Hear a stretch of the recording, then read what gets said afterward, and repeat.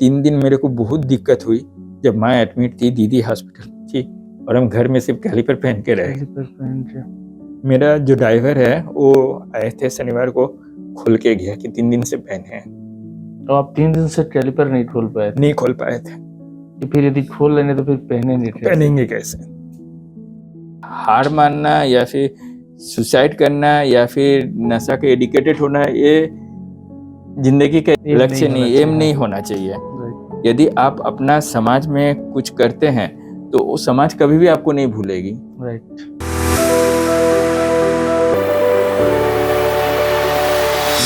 मेरा नाम शिल्पी नंदन है। मैं अभिनव का बड़ी दीदी हूँ। हम लोग का बाय बर्थ दोनों का फिजिकल चैलेंज है हम लोग। और भाई शुरू से ही पढ़ाई लिखाई में बहुत अच्छा था। कॉलेज में टॉप हुआ, यूनिवर्सिटी में भी सेकंड पोजीशन मिला। उसके बाद जॉब के लिए कोशिश किया तो 1 साल के अंदर उसका जॉब हो गया। आज पापा हमारे साथ नहीं है तो पापा का कमी मेरा भाई पूरा कर रहे हैं। नमस्कार, जोहार दोस्तों। जीत टीचर सेशन में आज आपको मिलवाने जा रहे हैं Bistupur post office Jamshedpur headquarter के assistant post master mister Abhinav Kumar नंदन जी से। ऐसे अभिनव कुमार नंदन जी के लाइफ के स्ट्रगल के बारे में बताने से पहले थोड़ा सा ये जरूर बताऊं कि ये जन्म से ही हैंडीकैप्ड है, विकलांग है। उसके बावजूद ये अपनी लाइफ में ऐसा कभी मौका नहीं आने दिए कि इनको ऐसा फील हो कि ये विकलांग है या ये कुछ नहीं कर पाएंगे, बल्कि ये लाइफ में काफ़ी कुछ अचीव किए हैं, अच्छे जॉब में है और आगे भी कुछ ना कुछ नया इनोवेटिव करते रहते हैं। काफ़ी इंस्पिरेशन स्टोरी है इनका। तो चलिए मिलते हैं अभिनव कुमार नंदन जी से और उनकी कहानी, उनकी जुबानी सुनते हैं। नमस्कार अभिनव जी। नमस्ते। और सर, तो ये जैसे आप बताएं कि आपका ये बाई बर्थ आपको विकलांगता है या हैंडीकैप्ड आप है, तो ये कैसे जर्नी हुआ बाई बर्थ? जब आप हुए थे तो क्या रोल था, फिर आप कैसे कैसे चेंज हुए और अभी तक का स्टोरी थोड़ा बताएं। मैं और मेरी दीदी शिल्पी नंदन, हम लोग दोनों ही विकलांग हैं बाय बर्थ जी। और आज के इतना स्ट्रगल में मेरे मम्मी पिताजी दोनों का सहयोग रहा है। यदि मैं अपने जर्नी के बारे में बोलूं तो मेरा 6 मंथ, बर्थ के 6 मंथ के बाद से ऑपरेशन स्टार्ट हुआ है। और आप खुद सोच सकते हैं कि मेरी दीदी भी विकलांग है तो मेरे मम्मी पिताजी लोग कितने स्ट्रगल किए। जिस वक्त मेरा ऑपरेशन होता था, कभी कभी ऐसा भी साल आया है उस वक्त मेरी दीदी का भी ऑपरेशन हुआ है कोलकाता में। तो यदि स्ट्रगल की बात बोले तो हम लोग का स्ट्रगल जन्म से ही शुरू है और साथ में हम लोग के माँ पिताजी का भी स्ट्रगल रहा है। और आगे यदि मैं अपना एजुकेशन में आता हूँ तो मेरा एजुकेशन के लिए शुरू में स्कूल वगैरह में एडमिशन नहीं हो पाती थी। काफ़ी स्कूलों में प्रयास किया गया, क्योंकि विकलांग हैं स्कूल रिस्क नहीं लेना चाहते थे कि एक विकलांग विद्यार्थी को हम लोग लेंगे यदि कुछ हो जाए। और हम चलना भी लेट से सीखे। एक वजह ये भी थी कि कैलिपर पहन के चलना रहता था हमको। फिर पिताजी चूंकि मेरे डाकघर में ही कार्यरत थे तो उस एरिया के पोस्टमैन थे, उनके सहयोग से उस स्कूल में एडमिशन हुआ। मुझे आज भी याद है कि मेरे स्कूल टाइम में मेरे पिताजी सुबह छोड़ के जाते थे। टिफिन के वक्त में एक बार माँ भी आती थी और जब स्कूल छुट्टी होती थी तब माँ मेरे को लेने भी आती थी। इस तरह काफ़ी स्ट्रगलपूर्ण रहा मेरा। स्कूल में मुझे दोस्तों का सहयोग भी मिला। एक दोस्त के साथ तो जिनका नाम मैं लेना चाहूँगा, केशव कुमार साहू हैं। हम लोग बचपन से स्कूल में पढ़े और हम लोग ग्रेजुएशन तक साथ में रहे हैं जी। जब स्कूल में मेरे जो टीचर्स थे वो लोग भी मेरे को हर जगह सपोर्ट मिला है। चूंकि मैं हैंडीकैप हूँ, मेरे को कहीं भी ना मुझे घर में बोलिए ना स्कूल में बोलिए इस चीज़ का फील नहीं हुआ कि मैं हैंडीकैप हूँ। हम लोग के क्लासेस जब स्कूल में जब क्लासेस वगैरह होती थी तो हम लोग का सेकंड फ्लोर में था।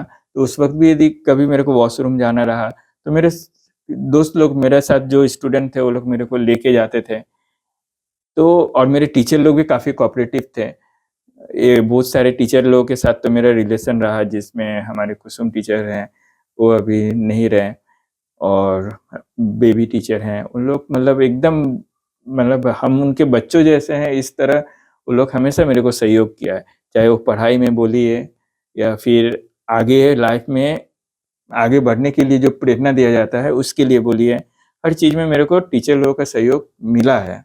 सर तो ये जैसे आपने बताया कि आप जब बाय बर्थ ऐसा थे, तो अभी जो आपके बॉडी में कुछ चेंजेस आया है और जैसा आपने बताया था कि शुरू में आपका बॉडी शायद जॉइंट था। मेरा दोनों हाथ दोनों पाँव जॉइंट था, वो धीरे-धीरे एक-एक स्टेप बाय स्टेप ऑपरेशन हुआ है। तो आपका कितना सर्जरी हुआ अभी तक? अभी तक मेरा नहीं भी तो अप्रॉक्स 18 सर्जरी हुआ है। 18 सर्जरी हो हाँ, गया है। क्योंकि ये जो सर्जरी होती थी वो थोड़ा-थोड़ा स्टेप बाय स्टेप होता था। पहले एक हाथ का हुआ, फिर दूसरे हाथ का हुआ, एक हाथ में मेरे 2 या 3 अटेम्प्ट होते थे। उसी तरह पाँव का, धीरे-धीरे जो भी ऑपरेशन होता था, फिर मेरे 2 ऑपरेशन मेरा भेलोर में हुआ अच्छा, और भेलोर में मेरे को लास्ट ऑपरेशन दोनों पाँव का हुआ और एक हाथ का हुआ। कितने इस तरह आपका ऑपरेशन होते रहा? मेरा 13 साल तक उम्र तक होते रहा। तो आपका जब ऑपरेशन होता था तो अंदर से कुछ हो पाता था कि नहीं अब हम ठीक हो जाएँगे, नॉर्मल हो जाएँगे? जब ऑपरेशन होती थी तो ये जो लाइफ में चेंज आता था ना सर, कि हाँ, जैसे अभी ये हाथ थोड़ा खुला, पहले ये हाथ शॉर्ट था, या मेरा पाँव जो खुला थोड़ा-सा, जिसके कारण मैं कैलिपर पहना हूँ तो मैं स्ट्रेट खड़ा हूँ। ये इम्प्रूवमेंट हुआ। चूँकि पहले का मैं जब फ़ोटो देखता हूँ तो मेरा पाँव थोड़ा-सा बेंड था। ये इम्प्रूवमेंट है। आज के डेट में मैं यदि कैलिपर पहन के कहीं भी जाता हूँ, तो इन जनरल कोई जल्दी नहीं पकड़ सकता कि मैं विकलांग हूँ या फिर मैं कैलिपर पहना हूँ। अच्छा चलिए। मैं एज़ अ नॉर्मल पर्सन जो भी काम करते हैं, सब मैं कर पाता हूँ। मैं अपना स्कूटर से ऑफ़िस जाता हूँ। ऑफ़िस में कोई भी मेरे को टेबल मिला है, आज तक 12 साल हो गया, मैंने कोई कोई भी टेबल के लिए ना नहीं किया, हर जगह मैं काम के लिए अवेलेबल हूँ। मैं स्कूल लाइफ़ में बोलिए, कॉलेज लाइफ़ में बोलिए, दोस्तों के साथ कहीं भी गए हैं, चाहे वो आउटिंग हो, पिकनिक हो, हर जगह मैंने गया। हाँ, लोकल में गए हैं लेकिन मैं गए हैं। इसीलिए मुझे मेरे कुछ दोस्त भी लाइफ़ में ऐसे मिले कि जिसके चलते मुझे कभी फ़ील नहीं हुआ कि मैं विकलांग हूँ। हाँ, कुछ अच्छे मोड़ पल आते तो कुछ खराब पल भी रहते ही हैं ज़िंदगी में। जी, जी, जी। तो वैसा कुछ लाइफ़ में कुछ आपका ऐसा पल जो आप नहीं याद करना चाहें, आपकी लाइफ़ का वो सबसे बैड मोमेंट रहा हो? सबसे बैड मोमेंट मेरे ज़िंदगी का जब मेरे पिताजी नहीं रहे उस वक़्त का रहा, क्योंकि मैं अपना स्कूल बोलिए, कॉलेज बोलिए या फिर जब मेरा नौकरी हुआ, मेरे साथ ट्रेनिंग में पिताजी रहे, उस वक़्त तक रहे और जब 2015 में वो नहीं रहे तो लगा कि अब आगे ज़िंदगी कुछ है ही नहीं। कुछ है नहीं, या कैसे आगे ज़िंदगी चलेगी। तो आप बताएँ कि ट्रेनिंग में आपके पापा आपके साथ गए थे। ट्रेनिंग में मेरे पिताजी मेरे साथ थे, क्योंकि मैं विदाउट कैलिपर नहीं चल पाता हूँ और मैं स्ट्रेचर के साथ चलता हूँ, तो उसमें भी मैं काफ़ी नहीं चल पाता हूँ। तो उस वक़्त पिताजी का मतलब मेरे साथ एक गार्डियन का रहना ज़रूरी है। चाहे वो मेरे को, और हम लोग पीटीसी दरभंगा में ट्रेनिंग लिए हैं, उसमें भी जो क्लासेस थी वो फर्स्ट, मेरा हैंडीकैप थे तो फर्स्ट फ्लोर ही दिए, उसमें भी सीढ़ी थी। अच्छा। फर्स्ट फ्लोर में भी आपको जाने के लिए सीढ़ी थी। तो मेरे को पिताजी क्लासरूम में भी पहुँचाते थे। सुबह उठ के तैयार करना क्लास के लिए। 52 डेज़ का ट्रेनिंग था, 52 डेज़ हम पीटीसी में ही थे। अच्छा, लेकिन पीटीसी में मैं एक अच्छा मूवमेंट ये बोलूँगा कि उस वक़्त ना हम लोग को स्टिपेंड मिलता था। अच्छा, ट्रेनिंग करते थे तो हम लोग को स्टिपेंड मिलता था। अच्छा, अच्छा। तो वो जो मेरे को फर्स्ट स्टिपेंड मिला था मन का, वो मुझे मौका मिला, पिताजी साथ में थे, तो मुझे मौका मिला कि सर को बोले कि सर आप मेरे पिताजी के हाथ में दीजिए मेरा पहला स्टिपेंड। वाह! ये मेरा पहला सैलरी है एक तरह से। सही मैं बात। विभाग में आया हूँ, ये मेरा पहला सैलरी है। तो आपके पापा क्या करते थे? पिताजी आपके क्या मेरे करते थे? पिताजी भी डाक विभाग में कार्यरत थे। मेरे पिताजी का लाइफ़ भी काफ़ी स्ट्रगल रहा। हुँ, हुँ। हम लोग देवघर से बिलॉन्ग करते हैं। जी, जी, जी। तो मेरे पिताजी के वक़्त में देवघर में पढ़ाई का उतना ये नहीं था, वहाँ पे इंटरमीडिएट तक का कॉलेज था। जी, जी, जी। तो वो आगे की पढ़ाई के लिए जमशेदपुर आए हैं। अच्छा। जमशेदपुर में उन्होंने शुरू में तो यहाँ पे ये आद्या मंदिर आप सुने होंगे, जी, जी, वहाँ जी। पे रहे कुछ दिन। वहाँ पे जहाँ परिचित थे पिताजी के कुछ, जी, तो जी। वहाँ पे रहे कुछ दिन। फिर वो ट्यूशन पढ़ाना स्टार्ट किए और उन्होंने कोऑपरेटिव कॉलेज से ग्रेजुएशन किया। तो जब मेरे पिताजी ट्यूशन पढ़ाते थे और ग्रेजुएशन में थे। उसी वक्त पोस्टमैन का वैकेंसी निकला था, तो उसके थ्रू वो भी डाक विभाग में आए। फिर आगे उन्होंने प्रमोशन लिए डिपार्टमेंटल एग्जाम देके और डाक सहायक के पद पर आए। उसके बाद तो हम लोग हुए तो उनका स्ट्रगल और बढ़ गया। लेकिन मैंने देखा मेरे पिताजी को, उस वक्त भी वो काफ़ी साल तक ट्यूशन पढ़ाए, क्योंकि उस वक्त पिताजी लोगों का सैलरी भी ज़्यादा नहीं होती थी और ऑपरेशन का खर्चा होता था, प्लस मेडिसिन बोलिए, प्लस रहना बोलिए। तो पिताजी को जितना स्ट्रगल करते हुए देखे हैं, शायद हम लोग अपना लाइफ में अभी उतना स्ट्रगल नहीं कर पाते, लेकिन कोशिश रहती है कि वो स्ट्रगल करें और अपने लाइफ को बेहतर बनाएं। जैसा कि सर हम देख रहे हैं कि आपको भी प्रॉब्लम्स है, आप भी थोड़ा विकलांग है, आपकी सिस्टर भी है। आपके फैमिली की तरफ से या पेरेंट्स को कभी ऐसा नहीं लगा कि मेरे बच्चे जो हैं वो नॉर्मल नहीं है? मेरा एक जब मैं पीजी एग्जाम दिया था ना, तो करीम सिटी कॉलेज में मेरा सेंटर पड़ा था एग्जाम। जी, जी, जी। मेरा जब भी जो भी एग्जाम रहा, मेरे को पिताजी वहाँ छोड़े हैं, वहाँ ए किए। तो मेरा जब ग्रेजुएशन का एग्जाम था वो कोऑपरेटिव कॉलेज में था। जी, उस वक्त भी मेरे पिताजी उस कोऑपरेटिव कॉलेज के एक पोस्टमैन है, इकराम जी थे उस वक्त। जी, जी।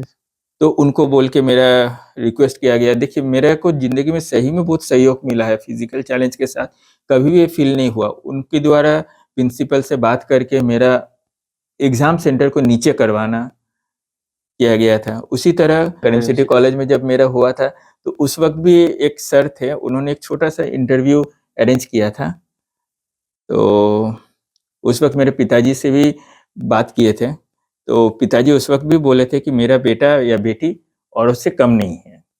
Very good. जो साधारण लाइफ़स्टाइल आप सब कोई जीते हैं, हम लोग भी वही जीते हैं। और मैं देखा हूँ खुद पिताजी को कि कभी भी इस बात को वो अफ़सोस नहीं किए कि हम लोग हैंडीकैप हैं। चाहे मेरे को पढ़ाई के लिए मोटिवेट करना हो या फिर मेरा नौकरी के वक़्त जो भी सहयोग रहा, और मैं अपना 2011 से लेकर आज 2023 हो गया, मैं डाक विभाग में हूँ। 12 साल मेरा नौकरी भी हो गया है। तो उसमें से कुछ पल मुझे पिताजी के साथ भी काम करने का मौका मिला। 2011 से 2015 तक हम लोग 5 साल, 6 साल साथ में काम भी किए।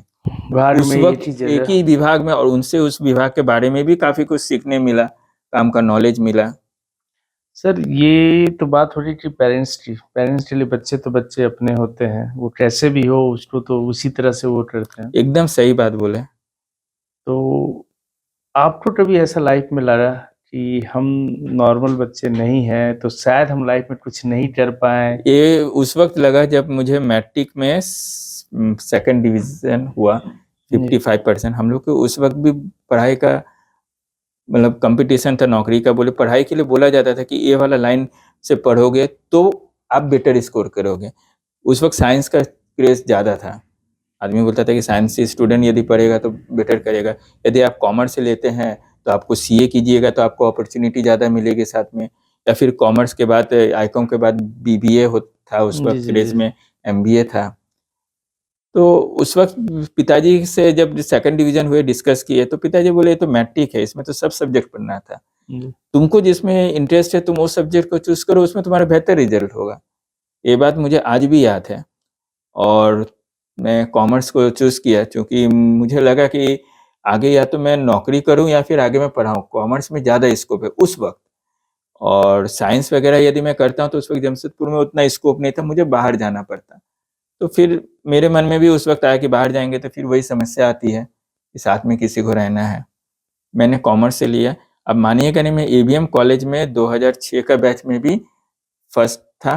ग्रेजुएशन में मैं कॉलेज का सेकंड रहा, और उस वक़्त एवीएम कॉलेज में पीजी की पढ़ाई नहीं होती थी। जी। तो जैसे कि मैंने बताया कि आगे या तो मेरे पास 2 ही ऑप्शन है, या तो मैं टीचिंग में जा सकता हूँ या फिर मैं सर्विस में जा सकता हूँ।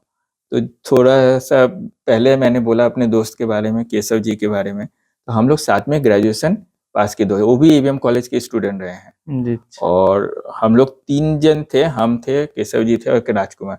हम लोग तीनों में हमेशा कॉम्पिटिशन होता था, यदि फर्स्ट, सेकंड, थर्ड हुए तो हम लोग तीनों में से कोई कोई वो है। होंगे, जी, जी, जी। ठीक है? तो वो उन्होंने बोला कि अभिनव तुम पीजी कर रहे हो, अच्छी बात है, लेकिन साथ में हम कोचिंग जॉइन किए हैं, और वो कोचिंग मेरे से पहले जॉइन किए थे। उसका 1 महीना हो गया था कोचिंग कंप्लीट। वो अच्छा, बोले कि अच्छा। कोचिंग बढ़िया है, ज्वाइन कर लो, यदि नौकरी हो जाए, सरकारी नौकरी हो जाए तो वो भी खराब नहीं है। तो मैंने पिताजी से डिस्कस करके कोचिंग ज्वाइन कर लिया। कहाँ कोचिंग ज्वाइन किए थे सर आप? श्रीमान क्लासेस, श्रीमान सर के यहाँ।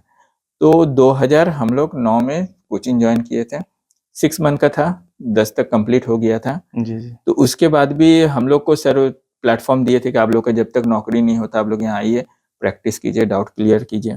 कितना सपोर्ट मिला सर का? सर का सपोर्ट मेरे को बहुत, सर तो मेरे को ये बात बोले थे कि अभिनव तुम्हारा नौकरी नहीं होगा तो बोलना, तुम्हारे 1 साल के अंदर नौकरी होगा। अच्छा और आप मानिएगा नहीं, सही बात है, 1 साल के अंदर नौकरी हुआ, हम लोग दोनों का हुआ। अच्छा, जब से कंपटीशन प्रिपेयर किए 1 साल के एक अंदर साल के, आपने हाँ, निकाल लिया।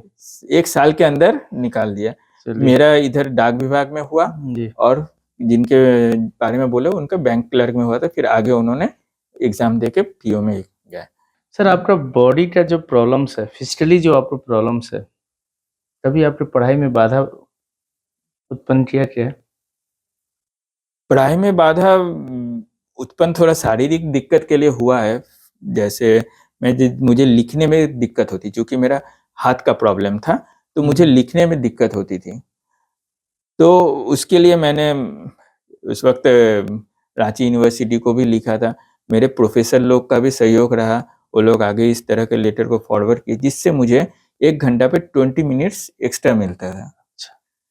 तो इस तरह सहयोग रहा, वरना इन जनरल यदि सर लोग का सहयोग नहीं रहता, वो आगे यूनिवर्सिटी से बात नहीं करते, तो शायद थोड़ा सा दिक्कत होता।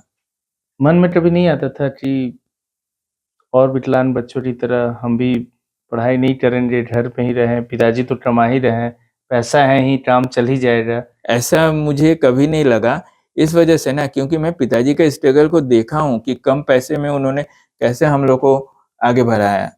क्योंकि उस वक्त सैलरी भी ज़्यादा नहीं होती थी और हम लोग का ट्रीटमेंट में खर्चा था। मेरे पिताजी को भी शुगर हो गया था, उनका भी अपना था। प्लस मेरे पिताजी पहले ही बोले थे कि हम तुम लोगों को सेटल करके जाएंगे। इट्स मीन उनके दिमाग में था कि मैं बच्चों के लिए घर और तैयार कर, आज जो घर है मेरा या मेरा जो कार है, सब मेरे पिताजी करके गए हैं। अच्छा अच्छा। इसलिए उनका सपोर्ट तो बहुत है। नहीं, आजकल जैसे देखते हैं कि बच्चे थोड़ा-थोड़ा प्रॉब्लम्स बताने लगते हैं कि मेरे पास ये कमी है, इसलिए हम नहीं कर पा रहे, इसलिए नहीं पढ़ पा रहे, इसलिए आगे नहीं कर पा रहे। ये छोटे-छोटे प्रॉब्लम्स को छोटे-छोटे काउंट प्रॉब्लम करने फेस लगते हैं। होती है। फॉर एग्जांपल मैं यदि अपने में लूँ तो मेरे इंग्लिश वीक है। जी। मैं इंग्लिश में ज़्यादा मजबूत नहीं हूँ। हुँ, और जब मेरा मैट्रिक में मार्क्स कम आया था, हुँ। तो मेरा इंग्लिश में ही बहुत कम मार्क्स था। इस वजह से थोड़ा-सा उसमें भी घाटा हुआ, वरना शायद मेरा 60% टच हो जाता। मैं इंटरमीडिएट में ना इंग्लिश को हटा दिया, क्योंकि मुझे स्कोर करना था। तो मेरा 71, 78 ग्रेजुएशन में मेरा 78 तक स्कोर हुआ, पीजी में 68 तक स्कोर है। लेकिन आखिर कंपटीशन है, नौकरी तो करना है, इंग्लिश को तो मजबूत करना ही पड़ेगा। उसको मैं अपना साइड में तैयारी रखता था। इसी तरह हर विद्यार्थी का कुछ ना कुछ तो कमजोरी रहता ही है। नहीं, तो जैसे अभी एक्सक्यूजेस देते हैं बच्चे कि ये है, हम नहीं कर पाएँगे, नहीं। आपके साथ तो इतना प्रॉब्लम भी था। एक्सक्यूज का कोई रास्ता ही नहीं है। यदि करोगे तो उसकी जीत का खुशी अलग होगा, यदि नहीं करोगे तो उसका अफसोस रहेगा कि मैंने नहीं किया क्योंकि मुझे प्रॉब्लम थी। लेकिन यदि मैं उस प्रॉब्लम को एक बार फेस कर लेता हूँ, तो या तो मुझसे होगा, नहीं होने का तो सवाल ही नहीं है। 1 साल में नहीं हो, 6 महीना में नहीं हो, वो होगा ही। तो उस वक़्त जो अच्छा लगेगा, वो आज की नेगेटिविटी से बहुत बेटर है। इसी बात पे आते हैं, आपके लाइफ का कुछ सबसे गुड मोमेंट, मेमोरेबल मोमेंट कुछ वैसा? मेरा मेमोरेबल मोमेंट तो सबसे पहले यही था कि जब मैं एवरेज स्टूडेंट रहा हूँ। जी। मेरा एक ही मोटिव था पढ़ाई का कि मुझे पढ़ाई करके उसको सीखना है। जी। पढ़ाई करके उसको सीखना है, तो सबसे ज़्यादा मुझे लगा जब मेरे को रवानी सर ने ये इन्फॉर्मेशन दिया कि अभिनव, तुम कोल्हान यूनिवर्सिटी में सेकंड हुए हो। अच्छा, आप कोल्हान यूनिवर्सिटी में आपने सेकंड है? सेकंड हुए हो, क्योंकि उस वक़्त सर लोगों को शायद पहले पता चल जाता था, पेपर में पब्लिश होती थी बाद में। जी, जी, जी, उस जी। वक़्त तो इंटरनेट का उतना क्रेज़ नहीं था, पेपर जी। में हम लोग रिजल्ट देखते थे। तो हमको रवानी सर ने बोला था कि अभिनव, तुम कोल्हान यूनिवर्सिटी में सेकंड हुए हो।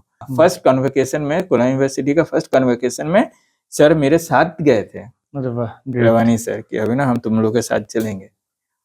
तो ये खुशी मोमेंट था कि आप नॉर्मल बच्चों की तरह ये किए और आप सेकंड आए। सेकंड आए और और एक खुशी हुई जब मैं नौकरी के लिए ज्यादा एग्जाम नहीं दिया हूँ। जी जी जी। मैं एक एग्जाम दिया था बैंक क्लर्क का और एक एग्जाम दिया था डाक विभाग का। अच्छा, उस वक्त जब मेरा डाक विभाग में सिलेक्शन हुआ तब मुझे दूसरी खुशी मिली। चलिए मतलब अचीवमेंट मेरे लाइफ में छोटा छोटा ही सही लेकिन बहुत है।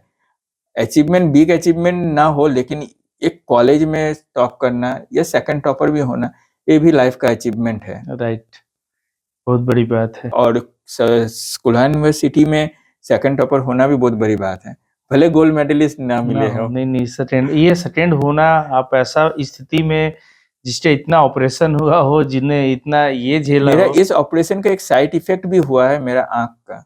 अच्छा, मेरा आंख भी बहुत पावर था, -10 और -11। ओह, आप मानेंगे नहीं, मेरे पिताजी उसका भी ट्रीटमेंट कराए 2013 में। अच्छा अच्छा, इंदौर में मेरा उसका ट्रीटमेंट हुआ है। तो उससे बेनिफिट हुआ आपको? हाँ, लेसिक हुआ क्योंकि मुझे ना उस वक्त ना पढ़ते थे या कुछ भी होता था तो इतना पावर के चलते आंख से पानी गिरता था रेगुलर। तो मेरे पास तो पिताजी मेरे को बोले कि एक बार डॉक्टर दिखाते हैं, तो हम लोग इंदौर गए थे। तो इंदौर में डॉक्टर हार्डिया को दिखाया, वो लेसिक किए। तो आज तक मेरा कुछ आंख में कोई प्रॉब्लम नहीं है। ये जो ग्लास में पहना हूँ ये जस्ट कंप्यूटर ग्लास है। Okay okay okay. और चूंकि ऑपरेशन के वक्त डॉक्टर साहब बोले थे कि आपका दाहिना आंख थोड़ा वीक है तो उसको थोड़ा बचा के रखिए, बस इसीलिए चश्मा उसी के पहनना लिए आप है। सेफ साइड में रहते हैं। हाँ, इसीलिए थोड़ा सेफ साइड में मैं चलता हूँ। मैं बाहर भी निकालता हूँ तो थोड़ा चश्मा या गॉगल्स को ये रहता है।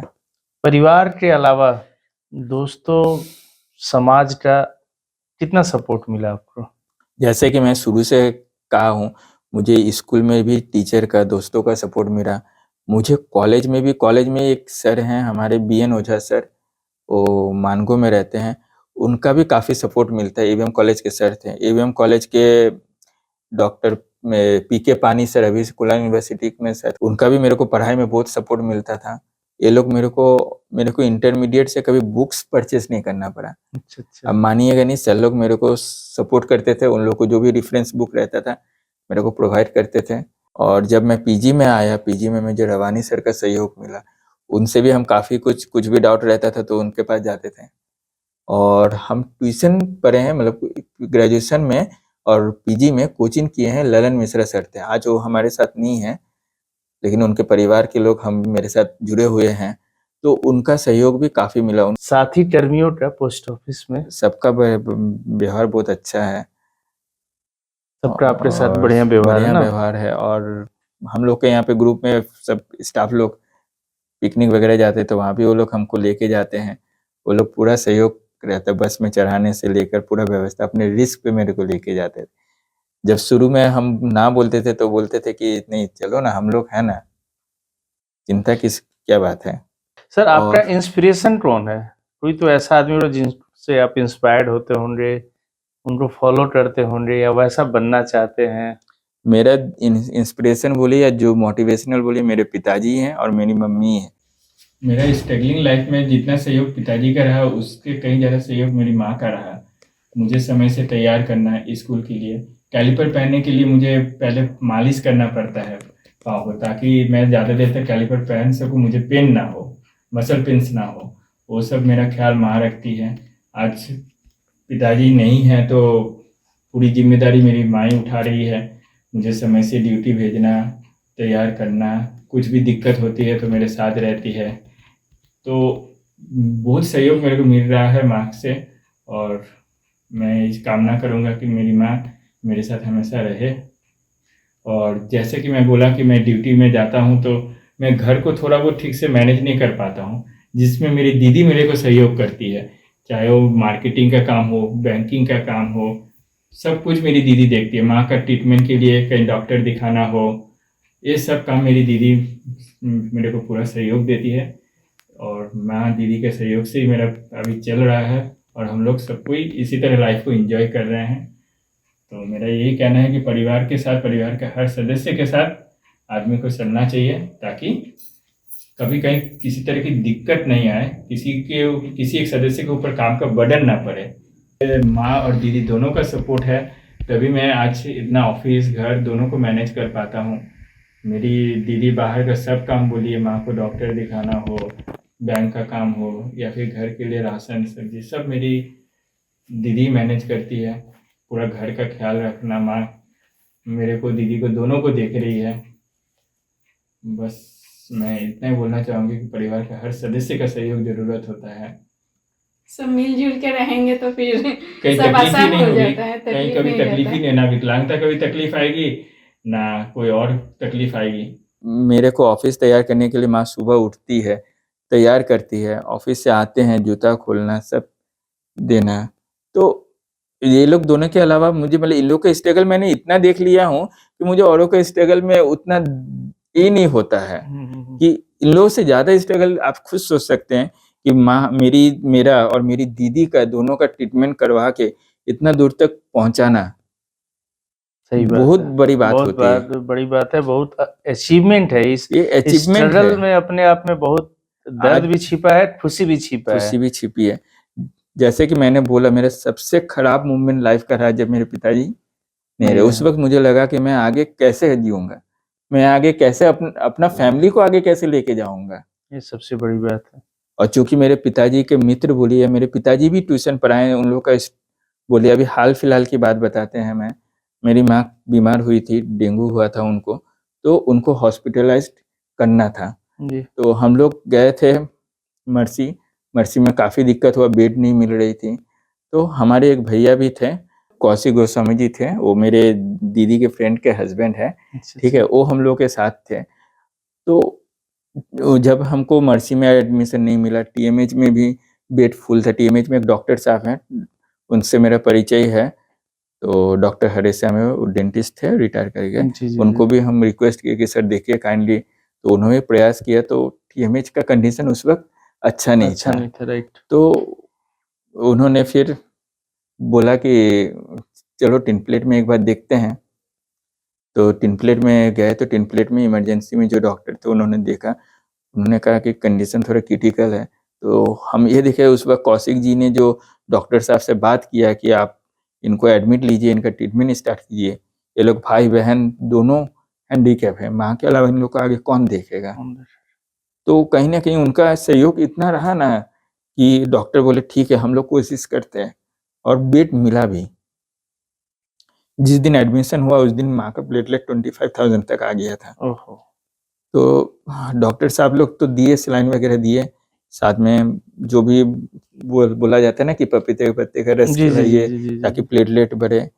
तो उस वक्त मेरे पिताजी के एक स्टूडेंट थे, दीपक जी, तो उनको हम लोग बोले थे कि ऐसा ऐसा है, वो भुइयांडी में रहते हैं। अब मानिएगा नहीं, वो लोग डेली आए, जो भी रिक्वायरमेंट था फुलफिल किए, डॉक्टर से भेंट करना। फिर उस वक्त मेरे छोटे चाचा भी आए थे, क्योंकि मैं बोला था कि मैं विदाउट कैलिपर चल नहीं पाता हूँ। अनूप कुमार नंदन है मेरे छोटे चाचा। मुझे अब माने 3 दिन मेरे को बहुत दिक्कत हुई जब माँ एडमिट थी, दीदी हॉस्पिटल थी, और हम घर में सिर्फ कैलिपर पहन के रहे। कैलिपर पहन के रियली में ये मोमेंट थोड़ा-सा उस वक्त दिक्कत जब वाला रहता है। मेरा जो ड्राइवर है वो आए थे शनिवार को, खोल के गया कि 3 दिन से पहने हैं। तो आप 3 दिन से कैलिपर नहीं खोल पाए थे? नहीं खोल पाए थे, कि फिर यदि खोल लेंगे तो फिर पहने नहीं थे? पहनेंगे कैसे। तो ये फिर प्रॉब्लम्स आता है, मतलब कभी-कभी ये प्रॉब्लम्स आती है जब आप अकेले पड़ जाते हैं और उस समय ये समझ में आता है कि कैसे हो रहा था। ये रियली में पापा रहते तो, पिताजी आपके रहते तो नो डाउट ये प्रॉब्लम्स तो नहीं आती। चलिए होप कि आपका ये प्रॉब्लम दूर हो, आपको वैसा सपोर्ट मिले, वैसे आपके लाइफ में अब कोई भगवान पार्टनर का आशीर्वाद बोलिए, मुझे हर जगह सपोर्ट मिला है। मिलेगा। देखिए जो अच्छे आदमी है उनको अच्छा सपोर्ट मिल ही जाता है, तो इसमें कोई नहीं।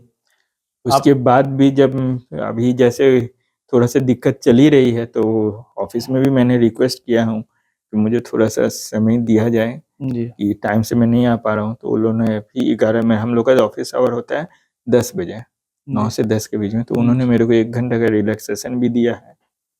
तो सहयोग तो मुझे मिला है।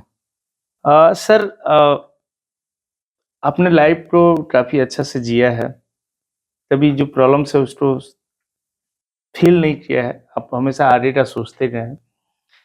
आज के आपके जैसे कोई भी जो आज विकलांग है या नॉर्मल पर्सन भी, उनको आपकी तरफ से कुछ मैसेज देना चाहें। मैं विकलांग जो भी हैं, उनके साथ उनके पेरेंट्स को भी मैसेज देना चाहूँगा कि आप अपने बच्चों को आगे मोटिवेट करने के लिए बोलिए। विकलांगता जो है वो शारीरिक है, मानसिक विकलांगता नहीं है।